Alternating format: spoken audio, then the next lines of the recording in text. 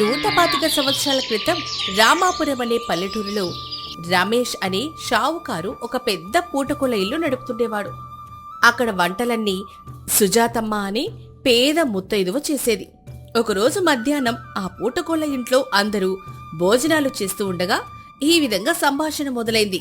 అబ్బా రమేష్, ఈ రోజు మామిడికాయ పప్పు వంకాయ కూర బ్రహ్మాండంగా ఉన్నాయ్యా. నెయ్యి పోపు వాసన ఊరంతా అల్లుకుంటోంది. దేవతల దగ్గర ఉండే అమృతం తిన్నట్టుగా ఉంది. అవును, నువ్వు అన్నది అక్షరాల నిజం. ఈ పూటకోళ్ళ ఇంటికి పక్క ఊరి నుంచి కూడా జనాలు బండ్లు కట్టుకుని రావడం ఏమీ ఆశ్చర్యం లేదు. మరి కూరల్లో వేసిన మసాలా అలా నాలుక మీద నిలిచిపోతుంది. ఏమనుకున్నారు మరి? ఈ రమేష్ చేతి మహిమ అది. సొంత చేతులతో మసాలా దినుసులు దంచితే వచ్చిన రుచి అది. మీరంతా అదృష్టవంతులు కాబట్టి నా చేతి వంట మీకు దొరుకుతోంది. నీ చేతి చలవ వల్లే మాకింత కమ్మని భోజనం దొరుకుతోంది.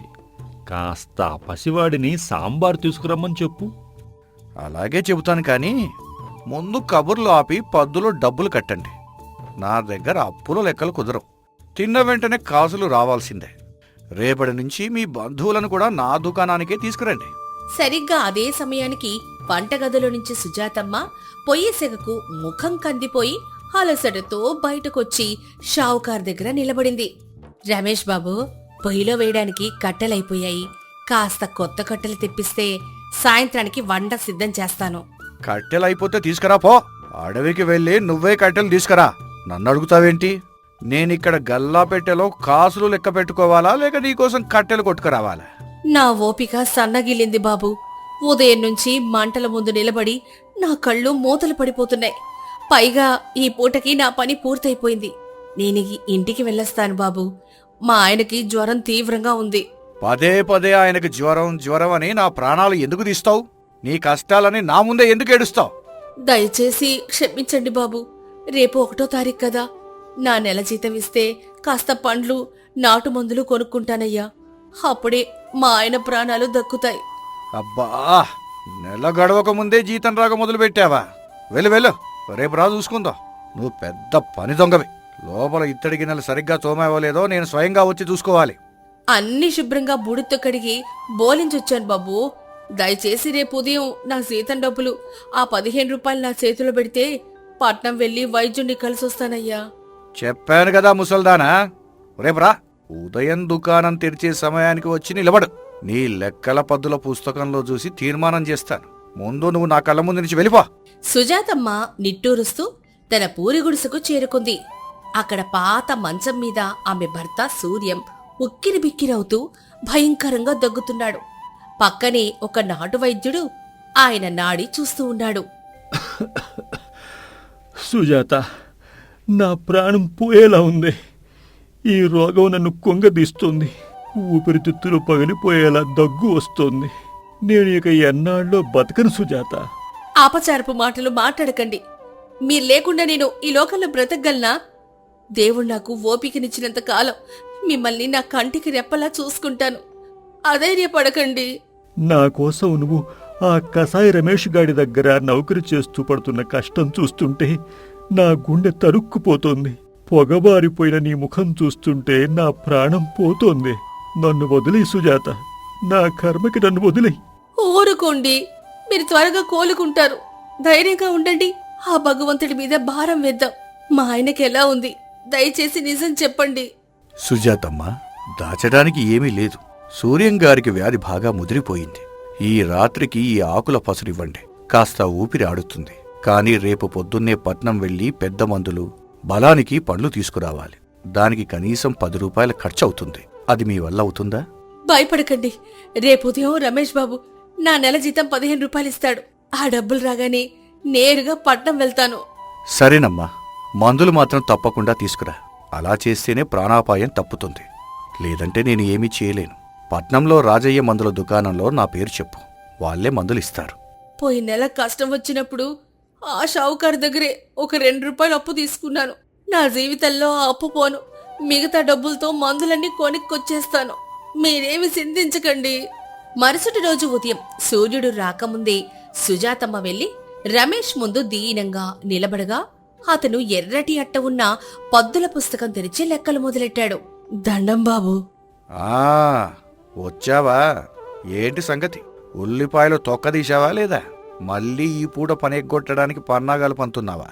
అది కాదు బాబు, నిన్న నేను అడిగినట్లు నా నెల జీతం ఇస్తే నేను నేరుగా పట్నం వెళ్ళి నా భర్తకు మందులు తేవాలి బాబు. ఆయన పరిస్థితి విషమంగా ఉంది. ఓసినీ దుంపతేగా, ఎంత ధైర్యమే నీకు? నా దగ్గర చేసిన అప్పు తీర్చకుండా సిగ్గు లేకుండా జీతం అడుగుతావా? నా సొమ్మేమైనా చెట్ల మీద కాస్తుందా? అయ్యో, అదేంటి బాబు అలా అంటారు? పోయిన నెల మా ఆయనకి జబ్బు పడితే నేను మీ దగ్గర తీసుకుంది కేవలం 2 రూపాయలు అప్పే కదా. 2 రూపాయలకి జీతం మొత్తం ఆపుతారా? అవును, 2 రూపాయలే. అది నా కష్టార్జితం. మరి ఆ 2 రూపాయలు ముందు నాకు ఇచ్చేసి ఆ తర్వాత అప్పుడు నీ జీతం గురించి అడుగు. అంతే తప్ప పద్దుల పుస్తకంలో అప్పుండగా నేను గవ్వ కూడా ఇవ్వను. నా జీతం 15 రూపాయలు, మిగతా 13 రూపాయలు నా చేతిలో పెట్టండి బాబు. లెక్క సరిపోతుంది కదా. ముసల్దానివి, నీకేం తెలిసే వడ్డీ వ్యాపారం గురించి? అప్పు 2 రూపాయలు తీసుకుని మిగతాది ఇచ్చేయాలా? మరి నేనిచ్చిన అప్పుకి వడ్డీ ఎవడమ్మ మొగుడు కడతాడు? వడ్డీ కట్టకుండా ధర్మసత్రం నడుపుతున్నానా నేను ఇక్కడ? వడ్డీనా? 2 రూపాయలకి వడ్డీ ఎంత అవుతుంది బాబు? ఒక పావలానో ₹1 నేను మరికొన్ని రోజులు పనిచేసి తీర్చేస్తానయ్యా. ప్రస్తుతానికి నా జీతం నాకు ఇచ్చేయండి. నా భర్త ప్రాణాలు గాల్లో దీపంలా ఉన్నాయి. పావలాయా, ₹1 రమేష్ షావుకారి వడ్డీ లెక్కలు ఎలా ఉంటాయో ఒకసారి చెవులు రిక్కించి విను. అసలు తీసుకున్న అప్పు 2 రూపాయలు. నా దగ్గర రోజుకి 10 కాసుల వడ్డీ. నెలకు 30 రోజులు కాబట్టి వడ్డీ 6 రూపాయలు అయ్యింది. ఏంటి, 2 రూపాయలకి 6 రూపాయల వడ్డీనా? దేవుడా, నా జీతం సగం అక్కడే ఆవిరైపోయింది. ఇంత దారుణమైన వడ్డీ నేనెక్కడా వినలేదు బాబు. ఆవిరి కావడం కాదు, నా లెక్కలు ఇంకా పూర్తి కాలేదు. విను ముసల్దానా.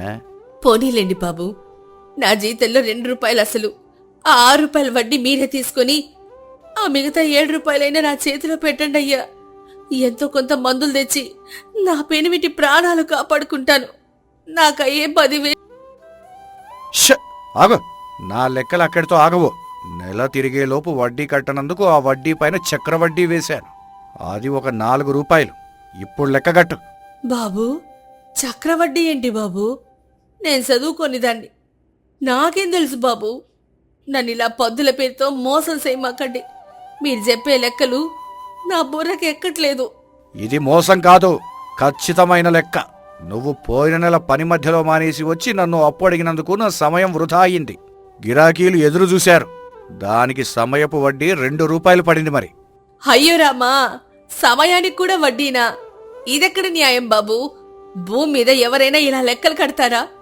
నా కడుపు కొట్టకండి. నేను కడతాను.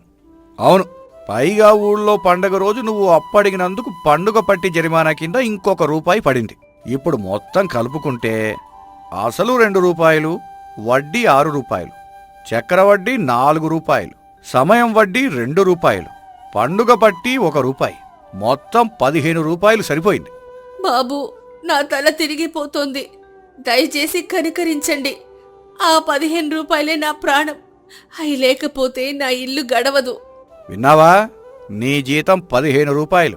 నీ అప్పు కూడా నా పుస్తకం ప్రకారం ఖచ్చితంగా 15 రూపాయలు.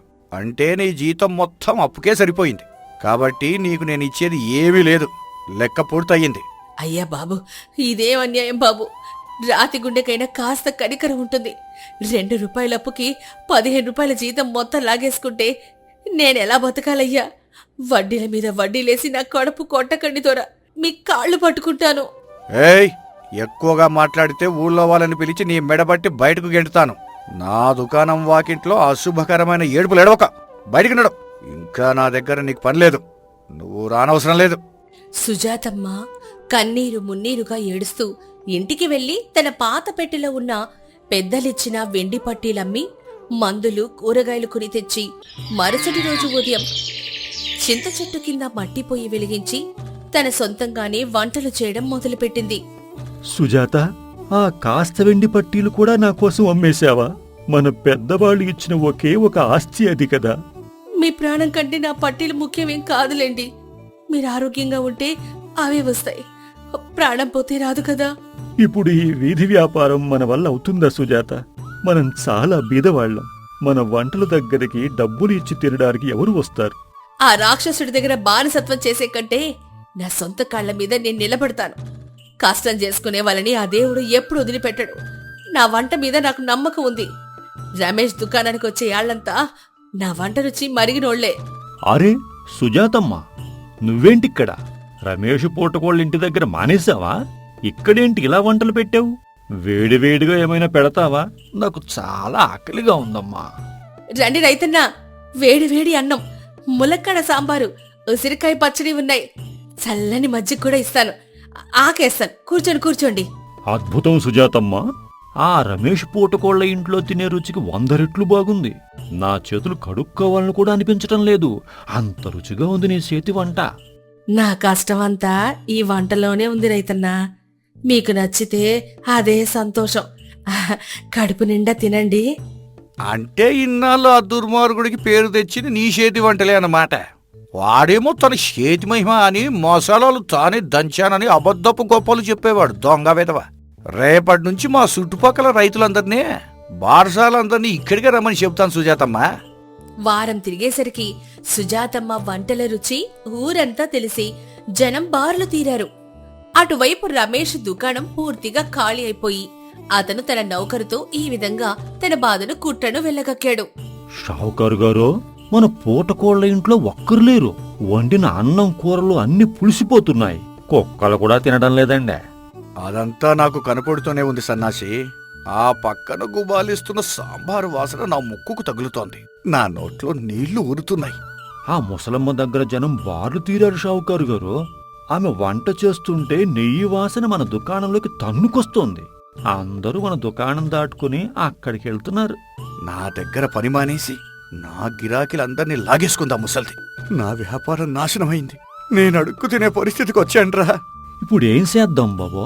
వండిన పదార్థాలన్నీ ఇదిలో పారబోయాలా? మనకు చాలా నష్టం వస్తుంది కదా. పారబోసేది లేదు. దీనికి ఏదైనా ఒక గుణపాఠం చెప్పాలి. దానికి నా దగ్గర వడ్డీ లెక్కలు ఎలా చెప్పానో ఇప్పుడు దాని వ్యాపారం ఎలా మూయిస్తానో చూడు. దాని వంటల వాసనే దానికి శత్రు అయ్యేలా చేస్తాను. పద, వెంటనే గ్రామ పంచాయతీ దగ్గరికి పోదాం. మరుసటి రోజు ఉదయం ఊరి మధ్యలో ఉన్న రావి చెట్టు కింద మునసపు గారు, ఊరి జనాలు కూర్చునుండగా రమేష్ ఆవేశంగా సుజాతమ్మను అక్కడికి లాక్కొని రాగా పంచాయతీ మొదలైంది. ఏంటి రమేష్, ఇంత ఉదయాన్నే పంచాయతీ పెట్టావు? ఈ సుజాతమ్మ మీద నీ ఫిర్యాదు ఏమిటి? ఆమె చాలా మంచి మనిషి కదా. అయ్యా మున్సబు గారు, ఈమె నా దుకాణం ఎదురుగా వంటలు పెట్టి నా వ్యాపారాన్ని నాశనం చేస్తోంది. అది పక్కన పెట్టండి, కానీ ఆమె నాపై చేస్తున్న ఒక పెద్ద దొంగతనాన్ని నేను సహించలేకపోతున్నాను. దొంగతనమా? సుజాతమ్మ అలాంటిది కాదే. నువ్వు సరిగానే చెబుతున్నావా రమేష్? కాస్త ఒళ్ళు దగ్గర పెట్టుకుని మాట్లాడు. అవునయ్యా, నేను పూర్తిగా స్పృహలోనే ఉండి చెబుతున్నాను. ఆమె వంటకాలు వండేటప్పుడు ఆమె కుండల నుండి వచ్చే వంటల వాసన ఉద్దేశపూర్వకంగా గాలికి నా పూటకోళ్ల ఇంటి వైపు వస్తోంది. అయితే ఏంటిప్పుడు? గాలి వస్తే వాసన రావడం ప్రకృతి ధర్మం. నా గిరాకీలు రోజు నా దుకాణానికి వస్తూ వస్తూ గాలికి వచ్చే ఆమె వంటల వాసన పీల్చేసి వారు కడుపు నిండిపోయిందని చెప్పి నా దగ్గర ఏమీ తినకుండానే వెళ్ళిపోతున్నారు. ఇది నాకు చేస్తున్న అన్యాయం కాదంటారా? వాసన పీల్చి కడుపు నిండిపోవడం ఏంటి రమేష్? నీ బుర్ర ఏమైనా చెడిపోయిందా? పిచ్చి మాటలు మాట్లాడితే నా చేతిలో దెబ్బలు తింటావు. అవునయ్య మునుసుబు గారు, వీడికి అసూయ ఎక్కువైపోయి మతి భ్రమించినట్టుందే. వాసనతో ఎవరికైనా కడుపు నిండుతుందా? వీడు కావాలనే నాటకాలు ఆడుతున్నాడు. మీరు నవ్వకండి, అది అక్షరాల నిజం. ఈమె బుద్ధిపూర్వకంగానే తన వంటల వాసనను నా దుకాణంలోకి పంపిస్తోంది. నా గాలిని, నా వ్యాపారాన్ని దొంగిలిస్తోంది. ఆమె చేసిన వాసన దొంగతనానికి శిక్ష పడాల్సిందే. గాలికి వాసన రావడం సహజం కదా రమేష్. గాలిని ఎవరైనా గుప్పెట్లో బంధించగలరా? దానికి ఆ పెదరాలేం చేస్తుంది? ఆమె పంపించిన వాసన పీల్చి మా వాళ్ళు కడుపు నింపుకున్నందుకు గాను ఆమె నాకు నష్టపరిహారంగా 50 రూపాయలు చెల్లించాలి. లేదంటే ఆమె వంట సామాన్లన్నీ పగలగొట్టేస్తాను. ఇదే నా తీర్మానం. ఇదేం విడ్డూరం రమేష్? వాసన పీల్చినందుకు జరిమానా అడగడం ఏ ఊరి న్యాయం? పిచ్చి పట్టిందా నీకు? ఇలాంటి విపరీతమైన వాదనలు నేను నా జీవితంలో వినలేదు. నాకు తెలియదు మున్సబ్ గారు, నాకైతే న్యాయం జరగాలి. వాసనతో నా గిరాకీలను లాగేసుకుంది. నాకు 50 రూపాయలు కావాల్సిందే. లేదంటే ఈ రచ్చబండ సాక్షిగా ధర్మం చచ్చినట్లే మీరు పక్షపాతంతో వ్యవహరిస్తున్నట్లు నేను భావించాల్సి వస్తుంది. మరి సుజాతమ్మ, ఈ పిచ్చివాగుడు విన్నావా? వాడు నీ వాసనకి 50 రూపాయలు అడుగుతున్నాడు. నువ్వేమైనా చెబుతావా లేక నన్నే తీర్పు చెప్పమంటావా? మునసబు గారు, మీరు కోపగించుకోకండి. రమేష్ బాబు చెప్పింది నిజమే. నా వంటల వాసన వల్ల ఆయనకు నష్టం జరిగింది. కాబట్టి ఆయన అడిగిన 50 రూపాయలు ఇవ్వడానికి నేను పూర్తిగా సిద్ధంగా ఉన్నాను. నా దగ్గర ఆ కాసులున్నాయి. చూశారా, అది ఒప్పుకుంది. తన తప్పు తనే ఒప్పుకుంది. ఇవ్వు ముసల్దానా, తీ. నీ చీర కొంగున కట్టుకున్న ఆ నాణాల మూట ఇటు ఇవ్వు. ఇస్తాను బాబు, కాస్త నా దగ్గరికి రండి, మీ చేతికే ఇస్తాను. ఇదిగో వచ్చాను. తీసి నా చేతిలో పెట్టు ఆ కాసులు. నా నష్టం పూడుతుంది. సుజాతమ్మ ఆ బరువైన నాణేల మూటను రమేష్ ఎడమ చెవి దగ్గర పెట్టి గట్టిగా పైకి కిందకి ఊపడంతో ఆ నాణేలు గలగలామని పెద్ద శబ్దం చేశాయి. వెంటనే కుడి చెవి దగ్గర కూడా పెట్టి ఊపింది. రమేష్ బాబు, ఈ నాణేల సప్పుడు స్పష్టంగా విన్నారా? మీ 2 చెవులకి బాగా వినిపించిందా? ఆ విన్నాను. నా చెవులు పగిలిపోయేలా ఊపావు. నాకెందుకు వినిపించడం? నా డబ్బులు నాకివ్వు ముందు. ఇలా ఆటలాడితే ఊరుకోనా? ఇచ్చేశాను బాబు, మీ బాకీ పూర్తిగా తీరిపోయింది. నా చేతిలో ఒక్క కాసు కూడా మీకు ఇవ్వాల్సిన అవసరం లేదు. ఏయ్, నాతోనే మాయలాడుతున్నావా? ఒక్క రూపాయి చేతిలో పెట్టకుండా గలగలమని చప్పుడు వినిపించి బాకీ తీరిపోవడం ఏంటి? నన్ను పిచ్చివాడిని చేస్తున్నావా? ఎందుకు తెరదు రమేష్ బాబు? జనం నా వంటల వాసన పీల్చుకున్నందుకు మీకు డబ్బులు కట్టనప్పుడు నేనెందుకు మీకు అసలు డబ్బులు ఇవ్వాలి? అంటే ఏంటి నీ ఉద్దేశం? నా 50 రూపాయలేవి? నా వంటల వాసన పీల్చుకున్నందుకు గాను నా డబ్బుల శబ్దం వినండి. న్యాయం సరిపోయింది కదా. వాసనకి శబ్దం ఖరీదు సరిగ్గా సరిపోతుంది. మీరు నాకు వడ్డీల మీద వడ్డీలు ఎలా వేశారో నేను మీకు వాసనకి శబ్దంతో జరిమానా కట్టాను. అంతే తేడా. భేష్ సుజాతమ్మ, కపట బుద్ధి ఉన్నవాడికి సరైన గుణపాఠం చెప్పావు. రమేష్, నీ తెలివితేటలు ఎంత కుటిలమైనవో మాకందరికీ అర్థమయ్యింది. నీ అత్యాశకు ఇదొక చెంపపెట్టు లాంటిది. భలే బుద్ధి చెప్పారు సుజాతమ్మ. ఈ షావుకారికి వాసనకి శబ్దమే సరైన జరిమానా. ఇతన్ని ఇక్కడి నుంచి పంపించేయండి ముసుబ్ గారు. ఆమె వాసనకి ఆమె చేసిన శబ్దం లెక్క సరిపోయింది. నీ పిచ్చి లెక్కలు ఇక చెల్లవు. నువ్వు సిగ్గు తెచ్చుకొని ఇక్కడి నుంచి వెళ్ళిపో రమేష్. ఒక్క నిమిషం మున్సబు గారు, వాసన లెక్క మాత్రమే సరిపోయింది, కానీ నా అసలు లెక్క ఇంకా మిగిలే ఉంది. మీరు ఆ లెక్క కూడా తేల్చాలి. నీ లెక్క ఏంటి సుజాతమ్మ? నిర్భయంగా చెప్పు. ఈ రత్సబండ మీద నీకు ఖచ్చితంగా న్యాయం జరుగుతుంది. వాడేం చేశాడో చెప్పు. నేను పోయిన నెల మా ఆయనకు జబ్బు చేస్తే ఆయన దగ్గర కేవలం 2 రూపాయలు అప్పే తీసుకున్నాను. దానికి ఆయన అసలు, వడ్డీ, చక్రవడ్డీ, సమయానికి వడ్డీ, పండుగ పట్టి, మొత్తం జరిమానా అంటూ పిచ్చి పిచ్చి లెక్కలు చెప్పాడు. నన్ను నిలువు దోపిడీ చేశాడు. వడ్డీల మీద వడ్డీలా? 2 రూపాయలకి వడ్డీలు ఎలా వేస్తారు? అవునయ్యా, అలా వడ్డీల మీద వడ్డీలేసి రాత్రింబవలు నేను మంటల ముందు పనిచేసిన నా 15 రూపాయల జీతాన్ని తన గల్లా పెట్టెలో వేసుకొని మొత్తం స్వాహా చేశాడు. కట్టుబట్టలతో నన్ను బయటికి గెట్టేశాడు. దయచేసి నాకు ఆ న్యాయం చేయండి మున్సబు గారు. ఏంట్రా రమేష్, మరీ ఇంత రాక్షసుడివైపోయావా? ఊళ్ళో వ్యాపారం ముసుగులో పేదవాళ్ళ రక్తం తాగుతావా? 2 రూపాయలకి 15 రూపాయలు వసూలు చేస్తావా? అయ్యా మున్సబ్ గారు, అది నా వ్యాపారపు లెక్కలయ్యా. అప్పన్నాక నేను నా పద్ధతిలో రాసుకుంటాను. నన్ను క్షమించండి. నోర్ముయ్! నీ వ్యాపార దొంగ లెక్కలు నా ముందు చెప్పకు. మర్యాదగా ఆమె జీతం 15 రూపాయలు, దానికి తోడు నీ మోసానికి జరిమానాగా మరో 10 రూపాయలు కలిపి మొత్తం 25 రూపాయలు ఇప్పుడే ఆమె చేతిలో పెట్టు. లేదంటే నిన్ను ఈ ఊరి నుండి వెలివేసి నీ దుకాణం శాశ్వతంగా మూయిస్తాను. దయచేసి వెలివేయకండి మున్సబ్ గారు. ఇదిగో 25 రూపాయలు ఇప్పుడే ఆమెకి ఇచ్చేస్తున్నాను. ఈ కాసులు తీసుకో సుజాతమ్మ. నా తప్పు నేను తెలుసుకున్నాను. నన్ను క్షమించు. నా పిచ్చి లెక్కలే నా కొంప ముంచాయి. ధర్మం ఎప్పటికీ గెలుస్తుంది మున్సబు గారు. అన్యాయం ఎన్నాళ్ళో నిలబడదు. మీకు ఊరి పెద్దలకి దండాలు. గోదావరి తీరాన ఉన్న శ్రీరామపురం అనే గ్రామం. పచ్చని గడ్డి మైదానాలు, కాలువగట్లు, ప్రతి ఇంటి ముందర పశువుల పాకలు, పల్లెటూరి స్వచ్ఛమైన గాలి, మనుషుల మధ్య ఆప్యాయత నిండిన కాలం. సమయం తెల్లవారుజామున 4 గంటలు. ఆకాశం ఇంకా మసకమసకగానే ఉంది. రంగయ్య ఇంటి పక్కన ఉన్న పశువుల పాకలో ఆవు అంబా అంటూ దీనంగా అరుస్తుంది. రంగయ్య కంగారుగా పాకలోకి వెళ్ళాడు. సీతమ్మో, ఓ సీతమ్మ, త్వరగా ఇటు రావే. మన పాడి ఆవు ఎందుకు అలా అరుస్తోంది? రాత్రంతా నిద్రపోయినట్లేదు. దాని కళ్ళలో నీళ్లు తిరుగుతున్నాయి చూడు. అంబా అని అది అరుస్తుంటే నా గుండె తరుక్కుపోతుంది. సీతమ్మ లోపల నుండి పరుగున వచ్చి, ఏమండి, ఏమైంది? నిన్న సాయంత్రం వరకు బాగానే ఉంది కదా, గడ్డి కూడా తింది. ఇప్పుడేమైంది దీనికి? నాకు భయమేస్తోందండి. అదే కదా నాకు అర్థం కావడం లేదు. చూడు, తన దూడ కట్టేసిన చోటే చూసి పదే పదే అరుస్తుంది. ఆ దూడ నిన్నటి నుండి సరిగ్గా పాలు తాగడం లేదు కదా. బహుశా అదే కారణమేమో. ఆ దూడ కదలడం లేదు చూడు సీతమ్మ. గడ్డి మీద అలాగే పడుకుని ఉంది. నేను వెళ్ళి ఒకసారి చూస్తాను.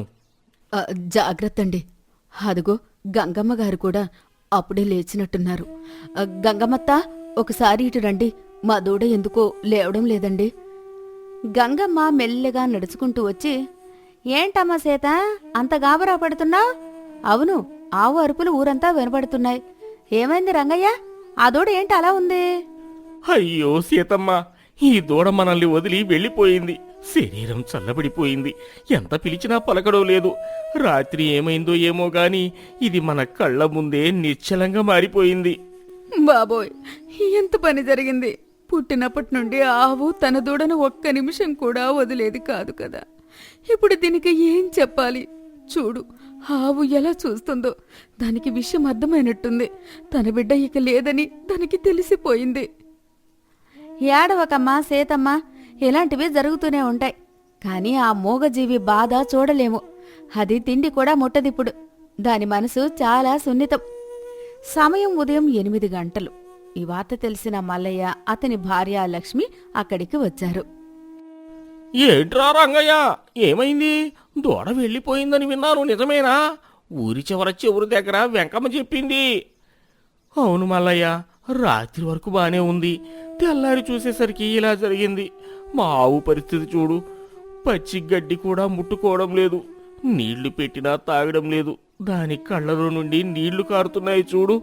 సీతమ్మ, దిగులు పడకు. అది కూడా నీ బిడ్డలాంటిదే కదా. కాని ఏం చేస్తాం, మన చేతుల్లో ఏముంది? ఆవు అలా దీనంగా అరుస్తుంటే నాకే ఏడుపు వస్తోంది. అవును లక్ష్మి, గతేడాది అది ఇన్ని పాలిచ్చేది. తన దూడతో ఆడుకుంటూ ఉండేది. ఇప్పుడు అంతా శూన్యమైపోయింది. రంగయ్య గారు భోజనం కూడా చేయడం లేదు. వెంకమ్మ అప్పుడే వచ్చి, ఏంటమ్మా సీతమ్మ, అంతా ఇక్కడే ఉన్నారు. ఆ దూడకేమైంది? అయ్యో పాపం, నిన్ననే కదా అది మా ఇంటి ముందు గెంతుతుంటే చూశాను. ఇంతలో ఇంత పని జరిగిందా? రంగయ్య, దిగులు పడకురా. పశువులకైనా మనుషులకైనా ఇది సహజం. కానీ ఆ ఆవు అలా తిండి మానేస్తే దానికి నీరసం వస్తుంది. మళ్ళీ అది పాతలా ఉండాలంటే మనం ఏదో ఒకటి చేయాలి. ఏంటో సత్యం, నాకేం అర్థం కావడం లేదు. నా ఇంట్లో మనిషి లాంటిది అది. దానికి ఏదైనా అయితే నేను తట్టుకోలేను. పాలు ఇవ్వకపోయినా పర్వాలేదు, అది క్షేమంగా ఉంటే చాలు. ఒక పని చేయి రంగయ్య, మన వెంకన్న తాతని పిలుద్దాం.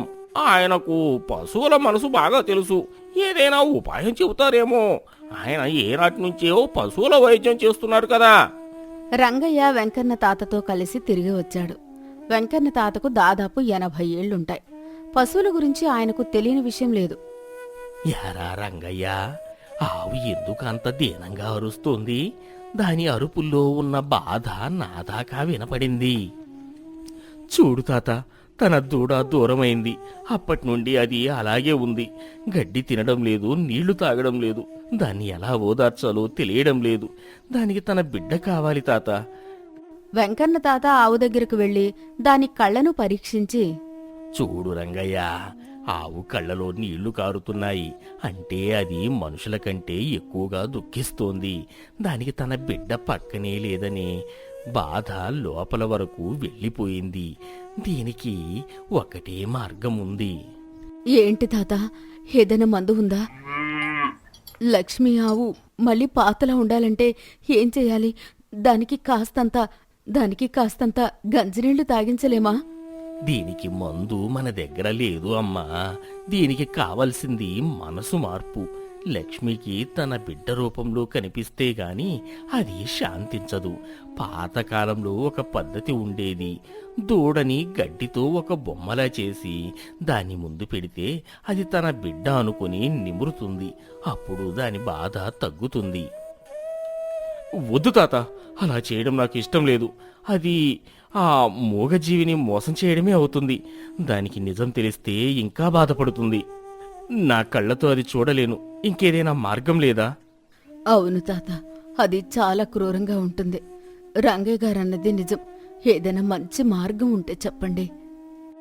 ఇంకొక మార్గం ఉంది రంగయ్య. పక్క ఊరిలో ఒక ఆవు కూడా నిన్ననే కాలం చేసింది. దాని దూడ ఇప్పుడు ఒంటరిగా ఉంది. అది తల్లి కోసం ఏడుస్తోంది.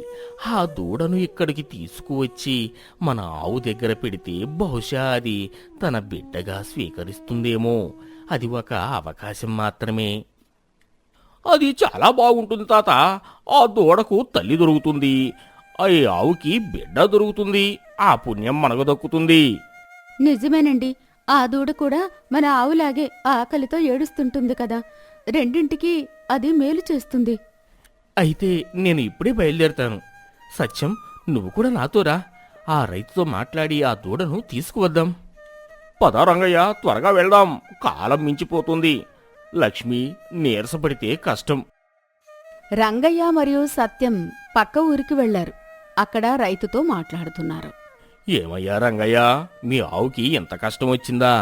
నా దగ్గర ఉన్న ఈ దూడ కూడా తన తల్లి కోసం రాత్రంతా అరుస్తూనే ఉంది. పాలు ఇచ్చేవారు లేక అది కూడా చిక్కిపోయింది. అవునయ్యా, నా ఆవు పరిస్థితి కూడా అలాగే ఉంది. మీరు ఒప్పుకుంటే ఈ దూడను మా ఊరు తీసుకువెళ్తాను. మా ఆవు దీన్ని తన బిడ్డగా స్వీకరిస్తే రెండింటి ప్రాణాలు నిలుస్తాయి. అవునయ్యా, ఇది పుణ్యం వచ్చే పని. మీకు భారం తగ్గుతుంది. ఆ మూగజీవులకి ఊపిరి దొరుకుతుంది. సరే రంగయ్య, తీసుకువెళ్ళండి. ఆ దూడ క్షేమంగా ఉంటే నాకు అంతే చాలు. రంగయ్య దూడని తీసుకుని తన ఊరికి తిరిగి వచ్చాడు. ఊరి జనమంతా పాక దగ్గర ఎదురుచూస్తున్నారు. రంగయ్య పక్క ఊరి నుండి ఆ చిన్న దూడను తీసుకువచ్చాడు. ఆ దూడ కూడా అంబా అంటూ తన తల్లి కోసం అరుస్తోంది. లక్ష్మి ఆవు ముందు ఆ దూడను వదిలారు. చూడు లక్ష్మి, నీకోసం ఇంకొక దూడని తీసుకుని వచ్చాను. దీన్ని నీ బిడ్డలాగే చూసుకో తల్లి. నీ బిడ్డ ఎక్కడికి వెళ్ళలేదు, ఇక్కడే ఉంది అనుకో. లక్ష్మి దూడను చూసి ఒక్క నిమిషం ఆగింది. తన బిడ్డ వాసన కోసం వెతుకుతోంది. ఆ దూడను నెమ్మదిగా వాసన చూసింది. లక్ష్మి, దాన్ని నిమురు తల్లి. అది కూడా అనాథే. దానికి నువ్వు తప్ప ఎవ్వరూ లేరు. చూడు, అది ఎంత ఆకలితో ఉందో. దాని కళ్ళు చూడు, ఎంత అమాయకంగా ఉన్నాయో.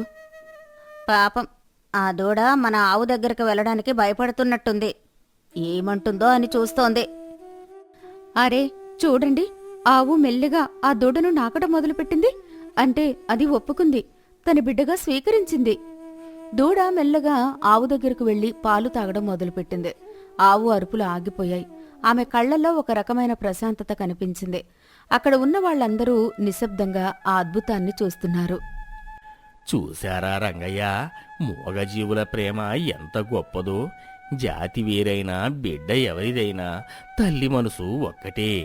ఆవుకి తన బిడ్డ రూపం ముఖ్యం కాదు, ఆ బిడ్డ ఇచ్చే ప్రేమ ముఖ్యం. ఇప్పుడు నీ ఆవుకి ఏ ప్రాణాపాయం లేదు. అది మళ్ళీ తిండి తింటుంది. ఎంత అద్భుతం రంగయ్య! ఒక అనాథ దూడకు తల్లి దొరికింది. ఒక బిడ్డను కోల్పోయిన తల్లికి ఆశ దొరికింది. ఈ దృశ్యం చూస్తుంటే నా కళ్ళలో కూడా ఆనంద బాష్పాలు వస్తున్నాయి. నిజం మల్లయ్య, మనుషులకే కాదు పశువులకు కూడా మనసు ఉంటుందని ఈరోజు నా కళ్ళతో చూశాను. ఆ దూడ పాలు తాగుతుంటే మా ఆవు కళ్ళల్లో ఉన్న ఆనందం ₹1,00,00,000 ఇచ్చినా దొరకదు. లక్ష్మి, ఇప్పుడు నువ్వు తింటావు కదా. ఇదిగో నీకోసం మంచి తౌడు నీళ్లు కలిపాను. నీ కొత్త బిడ్డతో హాయిగా ఉండు తల్లి. మేము నీకు ఎప్పుడూ తోడుంటాం. సాయంత్రం వేళ ఊరి రచ్చబండ దగ్గర సూరయ్య గారు కూర్చుని ఉన్నారు. అందరూ రంగయ్య చేసిన పని గురించే మాట్లాడుకుంటున్నారు. రంగయ్య, ఇట్రా. ఈరోజు నీ ఇంట్లో జరిగిన విషయం ఊరంతా చెప్పుకుంటున్నారు. ఒక అపరిచిత దూడను నీ ఆవు స్వీకరించడం నిజంగా వింతే. నమస్కారం సూరయ్య గారు. అది వింత కాదు సామి. అది ఒక మూగజీవికున్న కరుణ. దానికి తన బిడ్డ లేదనే బాధ కంటే తన ముందున్న ఈ చిన్న దూడ ఆకలి ఎక్కువగా అనిపించింది. అవునండి సూరయ్య గారు, నేను నా కళ్ళతో చూశాను. ఆ ఆవు ఆ దూడను ఎంత ప్రేమగా నాకిందో. మనుషులమైన మనం కూడా అలా చేయలేమేమో. నిజమే సూరయ్య గారు, మూగజీవులకు మనం కేవలం పాలు ఇచ్చే యంత్రాల్లా చూస్తాం కానీ వాటికి కూడా మనలాగే భావాలు ఉంటాయి. రంగయ్య ఆ దూడను తీసుకురావడం వల్ల 2 ప్రాణాలు నిలిచాయి. బాగా చెప్పారు రంగయ్య. మన ఊరిలో పశువుల పట్ల ఇంత ప్రేమ ఉన్నందుకు నాకు గర్వంగా ఉంది. మనుషుల మధ్యే కాదు, మూగజీవుల పట్ల కూడా కరుణ ఉండాలి. అదే మన సంస్కృతి. అవును, రంగయ్య చేసిన ఈ పని అందరికీ ఆదర్శం. పశువులకు ఆహారం ఇవ్వడం ఎంత ముఖ్యమో వాటికి ప్రేమను ఇవ్వడం కూడా అంతే ముఖ్యం. నేనొకటి చెప్తాను వినండి. ఈ ఆవు దూడ బంధం చూస్తుంటే నాకు ఒకటి అనిపిస్తోంది. ప్రేమ ఉంటే ఈ ప్రపంచంలో ఏదీ అసాధ్యం కాదు. రంగయ్య భార్య సీతమ్మ కూడా ఆ ఆవును తన సొంత బిడ్డలా చూసుకుంటుంది కదా. అవును గంగమ్మత్త, సీతమ్మ లేకపోతే నేను ఇవన్నీ చేయలేను. తను ఆ ఆవుతో పాటే కన్నీళ్లు కార్చింది. కొన్ని నెలల తర్వాత ఆ దూడ ఇప్పుడు బాగా పెరిగింది. రంగయ్య పాకలో ఆవు మరియు ఆ దూడ హాయిగా గడ్డి మేస్తున్నాయి. ఏమండి, చూసారా? ఆ దూడ ఇప్పుడు మన ఆవు కంటే ఎత్తుగా పెరిగినట్టుంది. అయినా ఇప్పటికీ అది ఆవు దగ్గరికే వెళ్లి పడుకుంటుంది. నిజమే సీతమ్మ, మనుషులు మారిపోతారేమో కాని మూగజీవుల ప్రేమ మారదు. అది తన తల్లి కాదు అని ఆ దూడ ఎప్పుడూ అనుకోలేదు. అది తన బిడ్డ కాదు అని మన ఆవు ఎప్పుడూ అనుకోలేదు. ఆ అనుబంధం శాశ్వతం. రంగయ్య, మీ ఆవు ఇప్పుడు పాలు కూడా ఎక్కువే ఇస్తోంది కదా? అవును లక్ష్మి, మనసు ప్రశాంతంగా ఉంటే ఏదైనా బాగుంటుంది కదా. మా ఆవు ఇప్పుడు చాలా ఆరోగ్యంగా ఉంది. దానికి ఆ దూడ పక్కన ఉంటే చాలు, ఇంకేమీ అక్కర్లేదు. రంగయ్య, నిన్న పక్క ఊరి రైతు వచ్చాడు. ఆ దూడను చూసి ఆశ్చర్యపోయారు. అది అంత బాగా పెరుగుతుందని ఆయన అనుకోలేదట. ఆయనకు చెప్పాను సత్యం, ఇది కేవలం గడ్డి వల్ల పెరగలేదు, మా ఆవు ఇచ్చిన ప్రేమ వల్ల పెరిగింది అని. ఆయన కూడా చాలా సంతోషపడ్డారు. లక్ష్మి, దా ఈ గడ్డి తిని తల్లి. నీ దూడకి కూడా కాస్త పెట్టు. మీ ఇద్దరిని చూస్తుంటే మాకు రోజులు ఎలా గడుస్తున్నాయో తెలియడం లేదు. సాయంత్రం సూర్యుడు అస్తమిస్తున్నాడు. గోదావరి గాలి మెల్లగా వీస్తుంది. రంగయ్య తన కుటుంబంతో మరియు పశువులతో హాయిగా ఉన్నాడు. చూడు సీతమ్మ, ఈ ప్రపంచంలో మనం ఎంత సంపాదించామన్నది ముఖ్యం కాదు, మనం ఎంత ప్రేమను పంచామన్నదే ముఖ్యం. ఈ మూగజీవుల నుండి నేను చాలా నేర్చుకున్నాను. అవునండి, కష్టాల్లో ఉన్నప్పుడు ఒకరికొకరు తోడుండడం, జాతి భేదాలు లేకుండా ప్రేమించడం, ఇవన్నీ ఈ ఆవు దూడ మనకు నేర్పించాయి. వెంకన్న తాత అటుగా వెళ్తూ, యారా రంగయ్య, అంతా కులాసానే కదా? ఆవు దూడ బాగున్నాయా? అంతా మీ దయ తాత. మీరు చెప్పిన ఉపాయం వల్లే ఇవాళ మా ఇంట్లో ఇంత ఆనందం ఉంది. నమస్కారం తాత. నీ నిజాయితీ, నీ ప్రేమ వల్లే అది సాధ్యమైందిరా. కరుణ ఉన్న చోట దేవుడు ఉంటాడు. మీ ఇల్లు ఎప్పుడూ ఇలాగే కళకళలాడుతూ ఉండాలి. రంగయ్య, రేపు పొలానికి వెళ్దామా? నీ కొత్త ఎడ్ల జతను కూడా తీసుకురా. తప్పకుండా మల్లయ్య, మన పని మనం చేద్దాం. దేవుడు మనకు తోడుంటాడు. నీతి మూగజీవాల పట్ల కరుణ చూపాలి. వాటికి కూడా మనలాగే భావాలు, బంధాలు ఉంటాయి. ప్రేమ ఉన్న చోట ఏ కష్టమైనా తొలగిపోతుంది. అనాథలను ఆదరించడం, మూగజీవులను ప్రేమించడం మనిషి ప్రాథమిక ధర్మం. సమాప్తం.